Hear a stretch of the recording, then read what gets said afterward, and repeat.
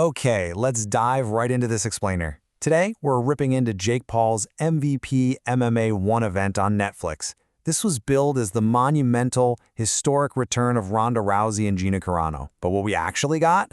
Honestly, it was a garbage event. I want to rip this as hard as possible because it was just pathetic.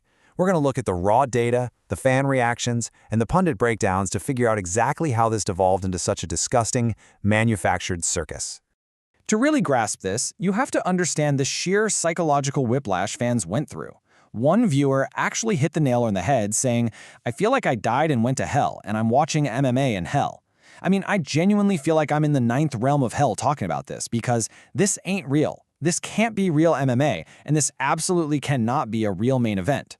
Fans walked away feeling completely insulted, having just watched absolute garbage. Now look at the sheer scale of the PR hype leading up to this thing.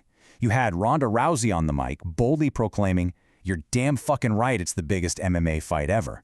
I mean, the promoters were working overtime, practically shoving it down our throats that this was a historic clash of titans that was going to change mixed martial arts forever. 17. Yep, you heard that right. The punchline to all of that forced, manufactured hype is exactly 17. The so-called biggest war in MMA history lasted exactly 17 seconds before a completely anticlimactic armbar finish. After months of non-stop media tours and promises of an epic battle, the reality inside the cage was literally over before you could even settle into your seat on the couch. Section 1.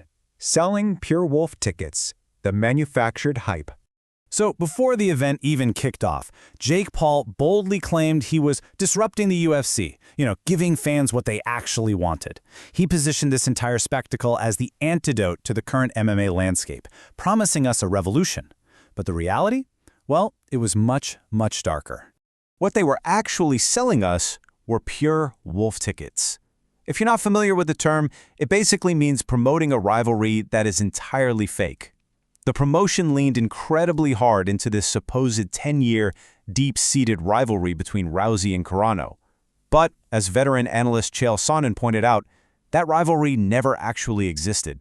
It was entirely fake. Pure, manufactured fiction just to get eyes on Netflix. Because here's the actual truth of that era. Back in the day, there was absolutely no association between these two. Ronda's actual bitter historical feud was over weight classes with Chris Cyborg, not Gina Carano. So the promoters essentially just copy-pasted a fake dramatic history onto this matchup to desperately try and sell the spectacle. But, the hardcore fans, they saw right through it. Ticketmaster data for the Intuit Dome showed massive sections completely unsold just days prior to the event.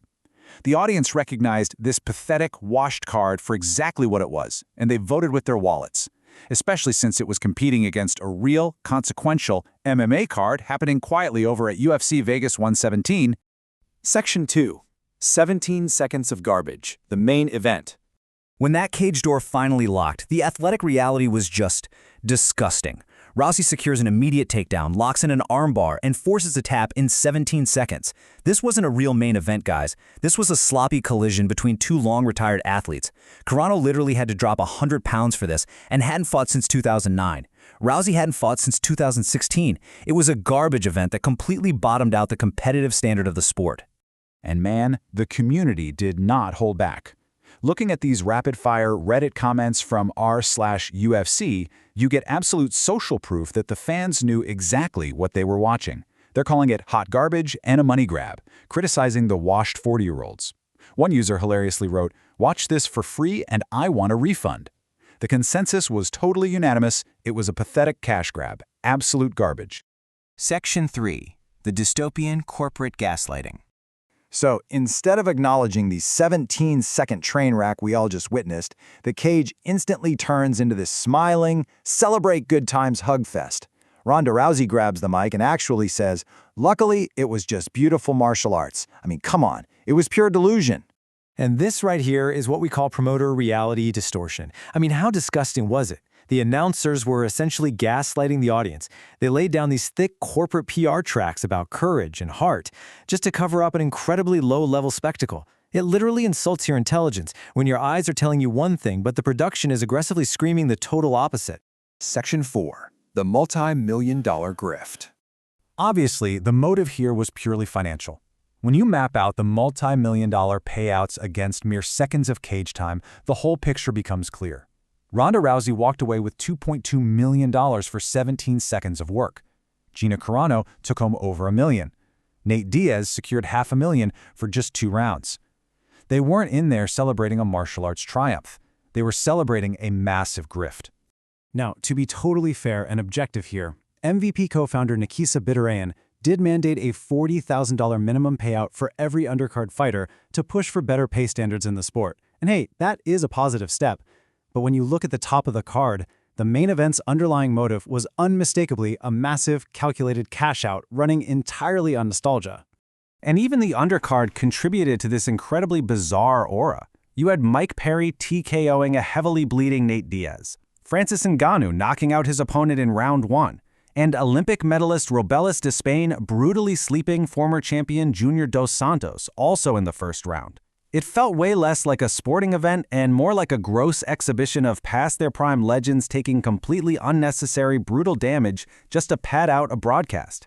Section 5. The death of authenticity. We are really witnessing a fundamental shift here.